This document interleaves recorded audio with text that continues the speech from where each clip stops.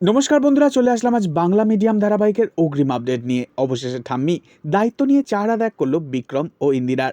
আমরা এবার এমনটাই দেখব বাংলা মিডিয়াম ধারাবাহিকের আগামী পর্বে।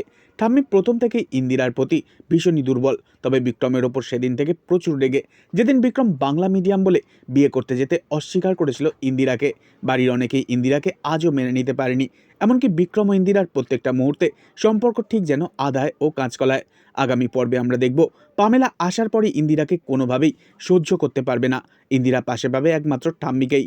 তবে ঠাম্মি যেহেতু এই বাড়ির বড়, তাই ঠাম্মি বিক্রমকে চাপে ফেলে মায়ের অমতে গিয়ে ইন্দিরার সাথে বিক্রমের বিয়েটা দিয়ে দেবে।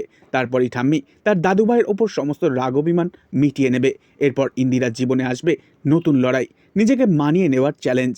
তো বন্ধুরা, কি মনে করেন আপনারা, বিয়ের পর শ্বশুরবাড়ির সকলকে তাড়াতাড়ি আপন করতে পারে কারা? বাংলা মিডিয়ামে পড়া মেয়ে বউরাই, নাকি জিন্স প্যান্ট পরে ইংলিশে কথা বলা ইংলিশ মিডিয়ামেরা?